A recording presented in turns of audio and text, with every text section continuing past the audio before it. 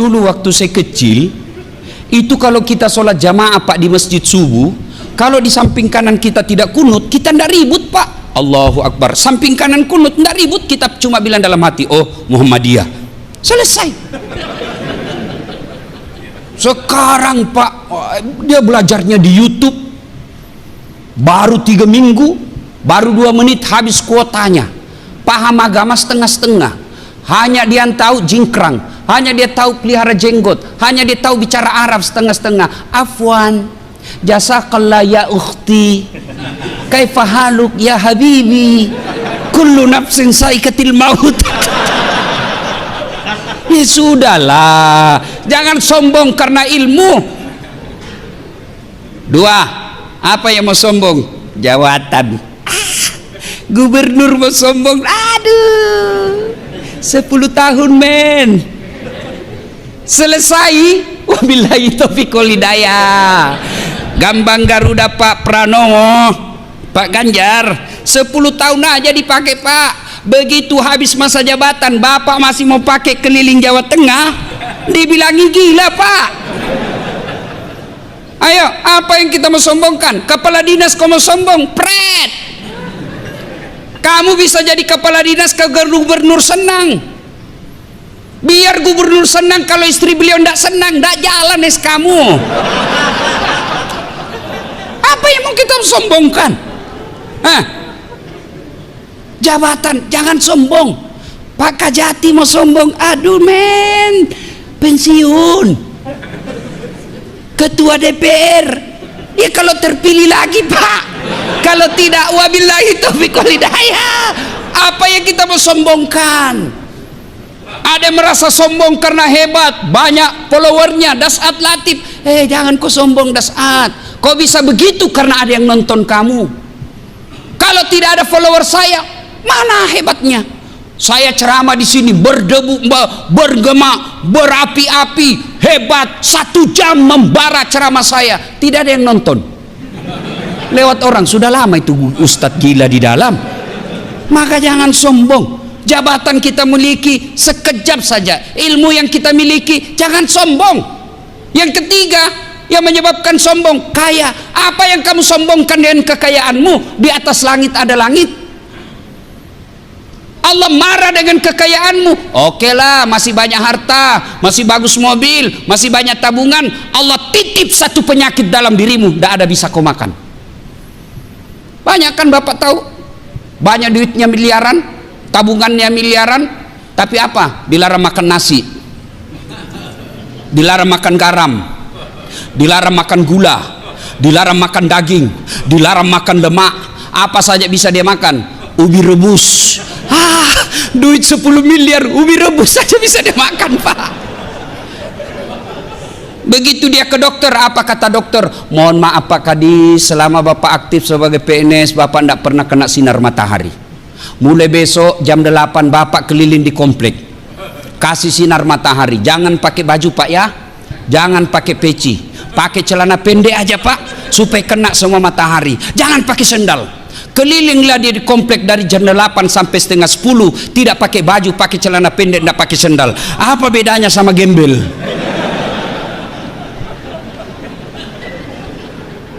Ada 3 teman setan di dunia kata Allah. Ganiyun mutakabbir, orang kaya yang sombong. Kaya pangkat Pak Gubernur sombong, temannya setan. Kaya ilmu Ketua Basnas sombong, temannya setan. Kaya harta, hartawan sombong, temannya setan. Tapi kalau mereka golongan ini sombong, orang masih tolerir dan maklumi. Kenapa? Ada hal yang dia bisa sombongkan. Wajarlah dia sombong, dia gubernur Jawa Tengah, paling banyak penduduknya bos. Oh kaya, wajar dia sombong, apa aja dia punya. Wajar dia kaya, profesor, doktor, tinggi ilmunya. Tapi temannya setan, meskipun itu dia masih dimaklumi. Kenapa? Segala dia punya. Tapi kalau itu sudah temannya setan. Tapi kalau sudah tidak terkenal, miskin, pengangguran, mengharap-harap THR, jelek mukanya, bau mulutnya, sombong lagi. Kau bukan temannya setan, kau sudah jadi setan cilaka. Ayo, kalau ada di antara kita masih punya rasa sombong, Allahu Akbar, kalian gagal dalam berpuasa. Tujuan orang puasa, bapak semua sudah hafal. Endingnya puasa, akhirnya puasa, la'allakum tattaqun, mengenai orang-orang yang bertakwa. Dan salah satu sifat orang bertakwa kata Imam Buzairi, tawadu. Apa itu tawadu? Rendah hati, bukan rendah diri. Saya ketawa dalam hati kalau ada lihat pejabat, anggota DPR, kepala dinas, kepala seksi mau sombong. Aduh kasihan, berapa lama kau punya jabatan? Maka semakin tinggi jabatan, semakin cakep, semakin cerdas, semakin kaya, tapi dia rendah hati. Itulah yang Allah cintai dunia sampai akhirat. 2. Karakter orang jahiliyah. Apa itu? Nganggap remeh orang lain. Selama bapak suka nganggap remeh orang lain, itu karakter jahiliyah. Allah larang bapak pakai mobil mewah, silahkan, itu rezekimu. Allah larang pakai emas berlian, silahkan, itu rezeki, tidak dilarang Allah pakai. Kalau perlu pakai berlian itu gigi. Kan ibu-ibu sekarang itu begitu kayanya, giginya aja dia kawat pak. Dulu waktu kita kecil pagar yang dikawat pak, sekarang gigi dia kawat-kawatnya pak. Kalau masih mahasiswa saya masih senang lihat pak, tapi kalau sudah istri kepala dinas sudah mau 50 tahun pakai kawat juga terlambat. Ini namanya STNK, sudah tua nakal kembali.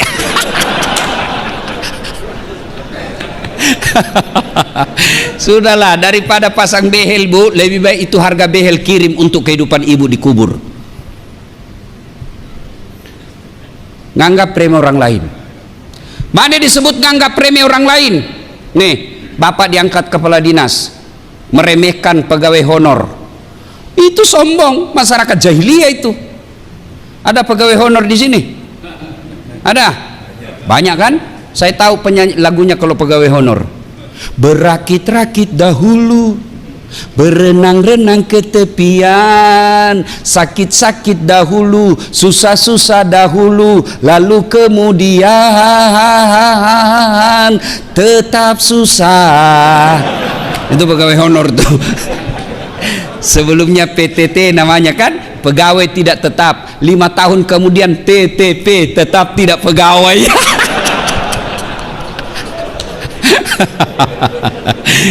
Ya. Nah, ketika masyarakat waktu itu di Mekah, jahiliyah namanya, sombong, nganggap remeh orang lain, takabur, congkak, itu kan Abu Jahal. Abu Lahab, Abu Jahal itu pak, beliau itu cinta sama Nabi. Dari Rasulullah lahir sampai usia 40 tahun, masyarakat Mekah senang sama Rasul. Bahkan masyarakat Mekah memberi gelar Muhammad Al-Amin, yang terpercaya. Kenapa? Mereka begitu cinta kepada Rasulullah. Bahkan Rasulullah ketika usia 36 tahun pernah menjadi tokoh pemersatu orang Mekah pada waktu itu. Ketika apa? Ketika Hajar Aswad, Makkah, Ka'bah dipugar, Hajar Aswad dibuka, kemudian mau ditempel kembali ke tempat semula.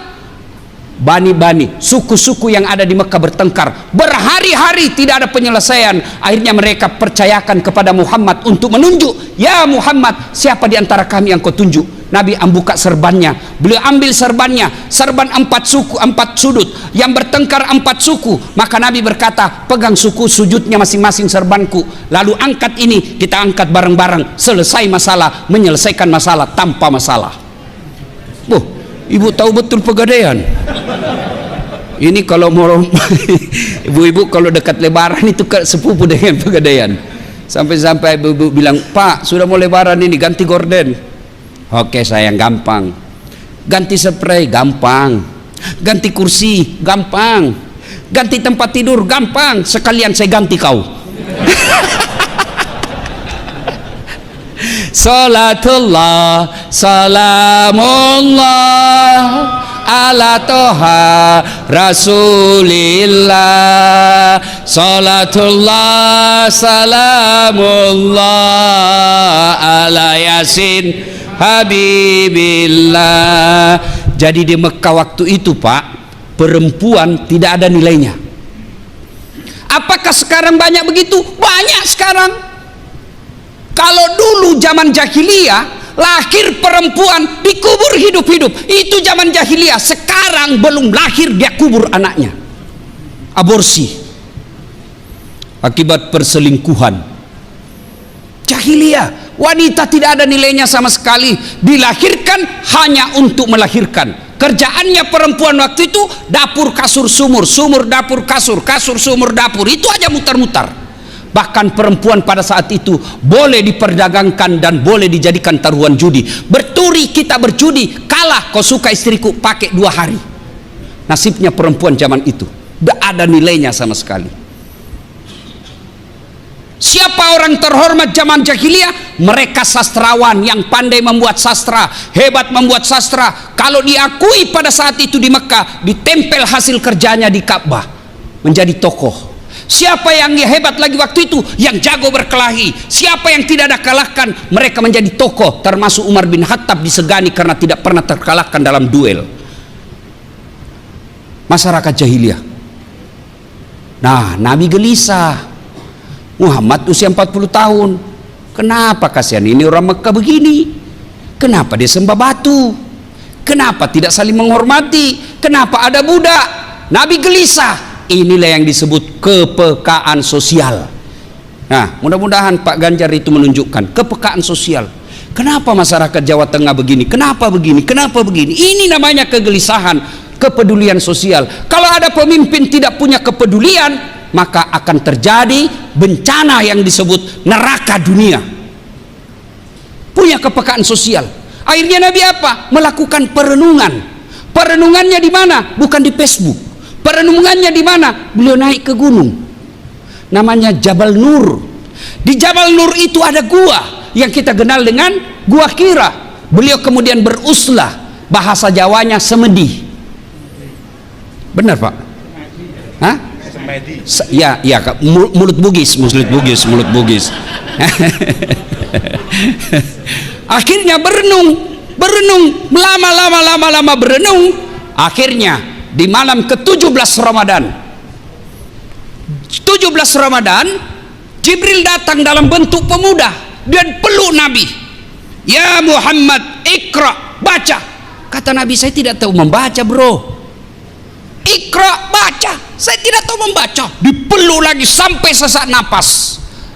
Iqra, baca. Lalu Nabi mengikuti. Iqra bismi rabbikal ladzi khalaq sampai ayat ke-5. Poin yang ketiga, nuzulul Quran kita kali ini. Ayat pertama Allah turunkan tentang perintah membaca. Artinya apa? Di kantor gubernur ini, kalau mau maju SDM-nya, baca, belajar, jangan cari muka, jangan jadi tim sukses penjilat. Sekarang banyak orang kalau mau jadi kepala dinas jadi penjilat. Nggih Pak, nggih, nggak laku itu, bos. Tahu ketika Nabi Isra Mi'raj, ada orang tangannya tangan manusia, kakinya kaki manusia, badannya badan manusia, mulutnya ular, kepalanya ular. Nabi bertanya, ya Jibril, siapa itu? Itu umatmu yang suka menjilat-jilat cari muka. Di kantor ini banyak.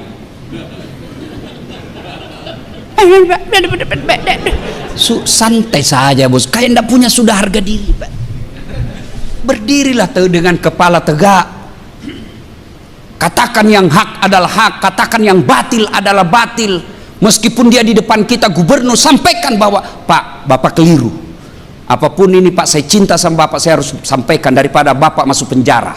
Lebih baik saya dipecat dari Bapak daripada Bapak masuk penjara. Saya cinta Bapak karena Allah. I love you full. Oh, Pak Gubernur bilang, ini yang saya cari. Daripada bosnya masuk penjara. Ada juga itu pura-pura baik di depan kita, Pak. Tujuannya apa? Supaya dia ditangkap, dia yang jadi kepala dinas. Ini jeleknya ini dalam dunia birokrasi. Ketua DPR dibawanya berdoa, mudah-mudahan ganti, mudah-mudahan supaya dia diganti, Pak. Pergantian antar waktu. Nah, Bapak Ibu saudara-saudara sekalian, belajar. Bapak mau diangkat derajatnya, pegang ini.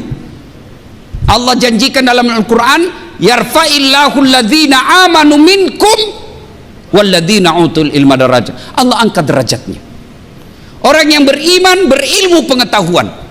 Maka selesai besok ini, Bapak Gubernur di sisa jabatan beliau panggil kepala dinas, Pak Kadis ini, kamu keliling seluruh Jawa Tengah ini, cari anak-anak kita yang cerdas, tidak peduli apa agamanya, tidak peduli apa sukunya, cari mereka, sekolahkan mereka sampai sepuas-puasnya dia mau sekolah, dibiayai oleh pemerintah. Itu yang disebut Iqra. Sekolah, bapak-bapak kepala dinas, sekolah, belajar. Sekarang enak orang belajar online ada. Apa, mentang-mentang dekat sama Pak Gubernur, baru 5 tahun jadi pegawai sudah dipromosi. Saya ini sudah 9 tahun tidak pernah promosi. Ya betul Bapak 9 tahun, dia 4 tahun cepat dipromosi. Kenapa? Otaknya Pentium 4 Pak, cepat loading, gambarnya jelas, pulsanya kuat. Bapak 9 tahun prosesor Pentium 1, gambar kabur, lambat loading, disuruh bikin surat, sudah Pak, sudah Pak, mana tinggal di print Pak, belum sudah namanya itu. Bapak ketawa karena banyak di antara kita begitu kan. Maka kalau mau diangkat derajatnya, belajar. Ali bin Abi Thalib pernah ditanya, ya Imam, kalau kau disodorkan antara harta dengan ilmu, pilih mana? Bapak-bapak kalau disodorkan sama gubernur, Pak, nih iPhone 13 atau kitab Durratun Nasihin, Bapak pilih mana? Kitab. Pencitraan. Ali bin Abi Thalib, ya Imam, kalau kau disodorkan antara harta dengan ilmu, pilih mana? Ali bin Abi Thalib dengan mantap, saya pilih ilmu. Kenapa ya Imam? Ada 3 kelebihan ilmu dibanding harta. 1, harta kamu yang jaga, ilmu dia yang jaga kamu. Bapak punya duit 5 juta, masukkan kaleng-kaleng, gembok kalengnya, 1 gembok. Masuk lemari, gembok lagi lemarinya, 2 gemboknya. Keluar kamar, gembok lagi kamar, 3 gemboknya. Keluar rumah, gembok lagi rumah, 4 gemboknya. Keluar pagar, gembok lagi pagarnya, 5 gemboknya. Sampai kantor gubernur hilang kuncinya. Apa ndak setengah mati dijaga itu duit? Tapi kalau ilmu, dia yang jaga kamu. Mana buktinya? Pak Ganjar kemana-mana dikawal Satpol PP, polisi setengah. Saya Satpol, saya Ustadz, dijaga, dikawal. Kenapa? Karena punya ilmu. Tidak mungkin jadi gubernur kalau beleng-beleng. Maka kalau ilmu, dia yang jaga kalian. Kalau harta, kalian yang jaga dia. Maka belajar ilmu apa saja. Belajar ilmu sawit, bismi rabbikal ladzi khalaq. Belajar ilmu matematika, belajar ilmu fisika, ilmu kedokteran, administrasi negara. Silakan pelajari semua, pelajari dengan catatan bismi rabbikal ladzi khalaq, mengagungkan nama Tuhan. Kalau Bapak semakin tinggi sekolahnya, makin banyak gelarnya, tapi semakin jauh dari Allah, percaya itu bukan ilmu, tapi ilmu sekedar tahu. Itu namanya sekedar tahu. Ilmu adalah orang yang mendekatkan dirinya kepada Allah Subhanahu wa taala. Itulah ilmu yang berkah. Selesai. Yang ketiga, belajar. Kemudian setelah Rasulullah menggigil, setelah dipeluk oleh Jibril, kembali Nabi ke rumahnya. Sampaikan kepada Khadijah, wahai istriku, saya menggigil kedinginan, selimuti saya. Kira-kira kalau Pak Kadis 3 hari 3 malam keluar rumah, tidak ada kabar, ditelepon mati handphonenya, pulang-pulang kedinginan, lalu katakan ke istri, Bu, selimuti saya Bu, saya kedinginan. Kira-kira apa singkatnya Ibu? Bapak diselimuti. Enggak Pak, interogasi. Dari mana kau pulang-pulang kedinginan? Mana itu HP-mu? Memang ini laki-laki kurang ngajar ini. Tapi Khadijah tidak. Hikmah keempat, keluarga sakinah, keluarga bahagia, itulah yang disebut fid dunya hasanah. Bapak selalu berdoa fid dunya hasanah. Mana sih itu dunia hasanah? Kebahagiaan di dunia, keselamatan di dunia. Mana kebahagiaan di dunia? Satu diantaranya punya istri yang baik, Rasulullah salah satu sebab penopang dakwah beliau punya Khadijah yang sangat dicintai. Ketika Rasulullah sallallahu alaihi wasallam ditinggal Khadijah, beliau sedih. Maka kita dalam sejarah Islam kita kenal dengan istilah tahun duka cita. Nabi menyebutnya tahun duka cita. Kenapa? Karena ditinggal istri beliau. Sampai Rasulullah bersabda, barang siapa seorang wanita, seorang istri ditinggal, meninggal, lalu dia berkata suaminya, aduh, baik betul istri saya, ya Allah, kenapa terlebih dahulu engkau mencabut nyawanya? Meskipun dia gendut, tapi aku sayang dia, ya Allah. Kenapa bukan istrinya tetanggaku yang suka selingkuh? Aku sayang istriku, ya Allah. Dunia akhirat aku mencintainya. Tanda-tanda ibu penghuni surga. Tapi kalau sebaliknya, begitu ibu meninggal, suami masuk kamar berteriak, merdeka!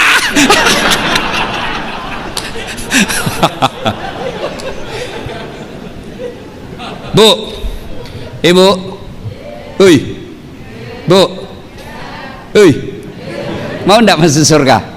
Jalur pintas, mau ibu? Kata Nabi, 1, aqimis shalah, dirikan sholat. 2, puasa Ramadan. 3, jaga harga dirimu. 4, patuhi perintah suamimu. Kata Nabi, tadkhulul jannati bisalam. Ibu, kau masuk surga dengan segala kehormatan, pintu mana saja kau mau. 4 aja syaratnya, lebih susah jadi caleg. Bener, 4 aja syaratnya bu. Nabi sudah katakan, kau masuk surga deh dari pintu mana kau suka. Tapi sayang, 1000 sayang, setan berhasil menggoda ibu-ibu. Akhirnya apa? Dia rajin sholat, dia rajin puasa, rajin tadarus. Satu dosa yang besar di sisinya, dia tidak tahu menghormati suaminya. Ibu boleh marah sama suami, boleh, Islam tidak melarang, tapi tidak boleh memaki. Kecewa saya bang, saya jauh-jauh dari Sulawesi ikuti kamu, ternyata aku berkhianat. Boleh ibu marah seperti itu. Tapi kapan ibu memaki? Bodoh memang kamu, laki-laki apa ini, S2 tapi goblok. Bapak pernah digoblok-goblok sama istri? Ini saya lihat ini muka-muka takut sama istrinya ini semua ini. Mana ada orang berani sama istrinya? Kalau Ustadz tidak, cuma istriku yang lebih berani. Podo air Memang tidak ada orang hebat depan istri pak. Habis. Kita ini bisa jago bukan karena saya hebat, tapi karena istri saya pandai. Istri saya pandai menyenangkan hati. Mana bisa Pak Gubernur mau pidato bikin anggaran kalau tiba-tiba istri menelpon, "Oi, anakmu kesetrum." Mana bisa lagi kita konsentrasi pak. Ya. Maka salah satu yang disebut fid dunya hasanah itu seperti Khadijah. Ibu, bu, bu, ketika Khadijah sakaratil maut itu datang Jibril beri salam. Ya Muhammad, sampaikan kepada Khadijah ada salam dari Allah. Allahu Akbar. Allah titip salam. Malaikat Jibril sampaikan, ya Muhammad, sampaikan kepada Khadijah ada salam dari Allah. Dan sampaikan kepada Khadijah, Allah telah menyiapkan surga, dan di dalam surga itu Allah sediakan Khadijah istana yang terbuat dari apa? Terbuat dari mutiara. Kenapa tidak terbuat dari emas? Kenapa tidak terbuat dari jamrud? Kenapa tidak terbuat dari berlian? Karena Khadijah punya sifat mutiara. Apa sifat mutiara? Ibu tahu kan mutiara? Ibu tahu kan? Yang ada di lehernya ibu tuh mutiara. Itu mutiara bu, hidup di dasar laut. Perutnya lembut, dagingnya lembut, anggap bayangkan keran. Dan dia buka cangkangnya, masuk di dalamnya tanah, masuk di dalamnya pasir, dia tutup. Bayangkan perut yang halus itu bersentuhan dengan tanah, pasir, kerikil. Dia tutup cangkangnya. Pasir itu pasti menyakitinya. Tapi begitu dia keluar, buka cangkangnya, apa yang keluar? Mutiara. Artinya apa? Khadijah persoalan dalam hidupnya, dia peluk, dia tutup rapat-rapat, tidak pernah dipublikasi, tapi dia berdoa kepada Allah. Akhirnya penderitaan, waman yusri yusra. Apa istri kita sekarang? Bertengkar sedikit sama suaminya, hancur suaminya, dipublikasi di medsos. Tak kusangka kau begitu. Andai kau tahu aku begini, aku tidak mau menerima lamaranmu. Apalagi tidak mau, kau sudah punya anak 2. Maka Bapak Ibu, kepala dinas, Pak Gubernur, kita semua. Kesuksesan kita, kebahagiaan kita, salah satu diantaranya punya istri seperti Khadijah. Kalau ada istri Bapak seperti yang membelah dadanya Rasul, yang membelah dadanya paman Rasul, Hamzah, ngomel-ngomel, bagaimana cara menghadapi? Ada dua. Satu, putuskan jaringan supaya tidak didengar ngomelannya. Pak, matikan, off kan langsung, mati sudah itu. Yang kedua, tambah kuota. Jelas ya? Sudah paham kan maksud saya? Paham ya? Paham kan? Kalau berani. Kalau tidak berani ya sudah, lebih baik Bapak makan obat tidur saja, Pak. Selanjutnya turunlah Rasulullah menyampaikan kepada Khadijah, dan orang pertama beriman kepada Rasul Khadijah. Lalu Khadijah sampaikan kepada pamannya, seorang pendeta namanya Waraqah bin Naufal. Sampaikan kepada ini, lalu pendeta ini berkata, ya Muhammad, itu yang mendatangimu sama yang mendatangi Ibrahim, sama yang mendatangi Musa, sama yang mendatangi Isa. Engkau dilantik menjadi nabi dan rasul. Pendeta pertama yang memberitahu kepada Rasulullah Muhammad SAW. Hatam kisah karena waktu terbatas. Sekarang Al-Quran sudah ada di tengah-tengah kita. Maka bagaimana sikap kita? Paling real selain membacanya adalah mengamalkannya. Kalau Pak Gubernur diberikan wasiat, diberikan amanah oleh Allah dan rakyat Indonesia menjadi pemimpin, besok-besok Bapak mau memilih menjadi orang-orang yang berada di sekeliling Bapak, kalau dia muslim mutlak sebagai amanah, Bapak tes dulu deh dia ngaji. Kau ngaji dulu deh. Bagaimana kau mau mengimani? Bagaimana kau mau mengajarkan Al-Quran kalau kau tidak tahu ngaji? Kau ngaji dulu deh. Meskipun kau cerdas tapi tidak tahu ngaji, saya khawatir engkau tidak bisa mengamalkan nilai-nilai Al-Quran. Lebih banyak, masih banyak orang Islam yang bisa mengamalkan dan cerdas seperti kamu, tapi dia bisa baca Quran. Mulai mendidik otaknya kepala dinas. Kalau Pak Gubernur mau mengangkat kepala dinas, syaratnya harus lancar ngaji. Saya kira pendaftar mulai mundur, Pak. Mulai berkurang pendaftar. Bagaimana masalah buat kita orang Islam? Bagaimana kita mau menjadi pemimpin yang mengamalkan Quran kalau kita sendiri tidak tahu ngaji Quran? Langkah berikutnya setelah membaca qiraatil Quran, membaca Al-Quran, amalkan Al-Quran. Tidak usah muluk-muluk dulu deh. Kita saut, dari kecil kita tahu ayat ini, inna salata tanha anil fahsai wal munkar. Sesungguhnya solat itu mencegah kalian dari perbuatan keji dan munkar.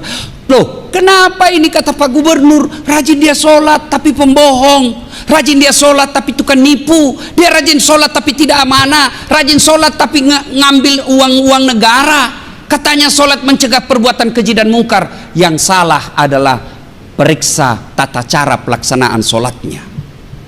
Barangkali Bapak sholat tapi masuk dalam kategori fawailul lil musallin, celaka orang-orang yang sholat. Kenapa celaka Ustadz? Karena dia sholat semau-maunya.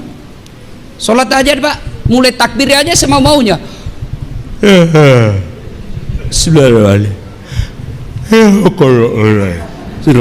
Malik Yomin. Iya kena. Ada kan begitu Pak? Ada. Ya kita masing-masing lah itu. Allahu Akbar. Tiba-tiba bunyi handphone. Aduh. Ada di meja handphone bunyi. Pas ada pula istri. Aduh mati sudah didapat sudah. Kira-kira Bapak bisa khusyuk? Ada kawan saya, dia bilang sama saya, Ustadz begitu saya baru rakaat pertama tiba-tiba handphone bunyi, gelisah. Padahal sebelum saya sholat yang saya menelpon itu pakai inisial namanya Ustadz. Menelpon lagi dia Ustadz. Tidak bisa saya tenang dalam sholat. Tiba-tiba istri saya lewat, dia bilang sudahlah saya tidak angkat handphonemu, kau serius saja sholat. Baru dia tenang sholat.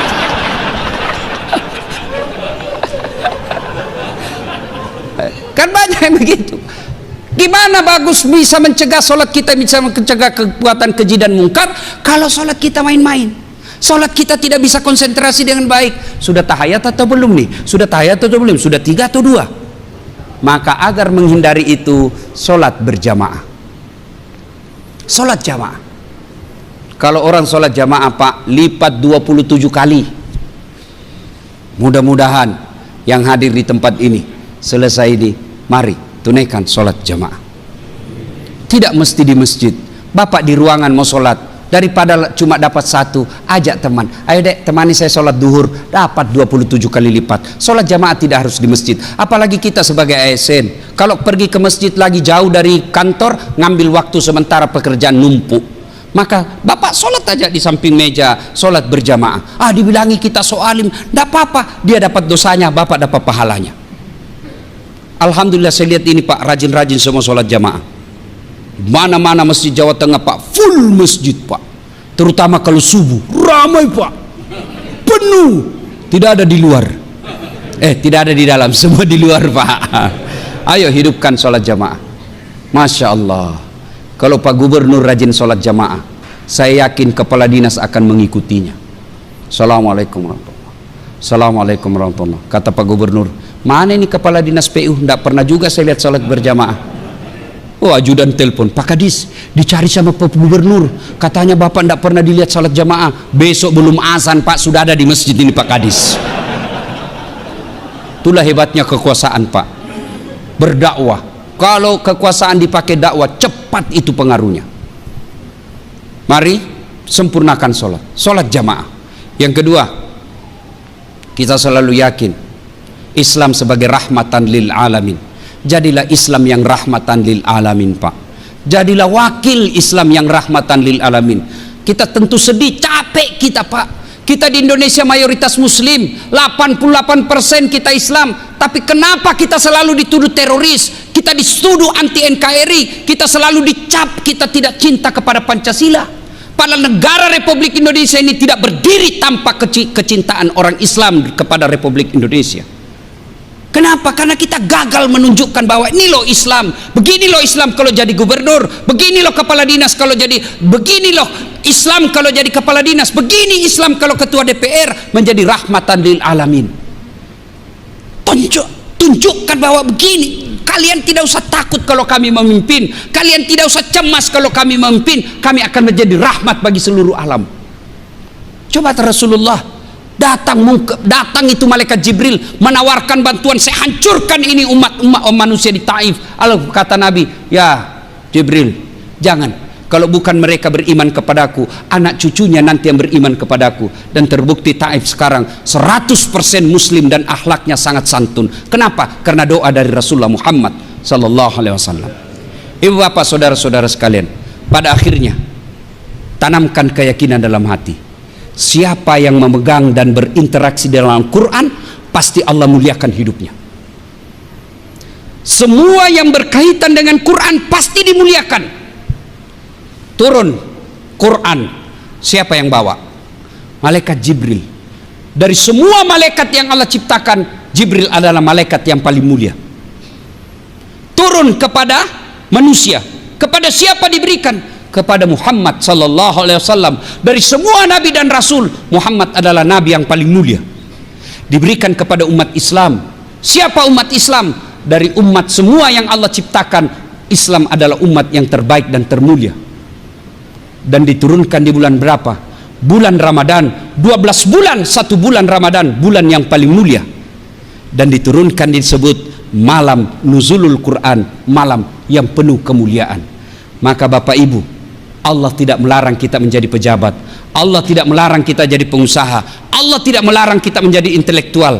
Tapi tolong jadikan Al-Quran sebagai hudan, petunjuk yang bisa membedakan kita mana yang hak dan mana yang batil.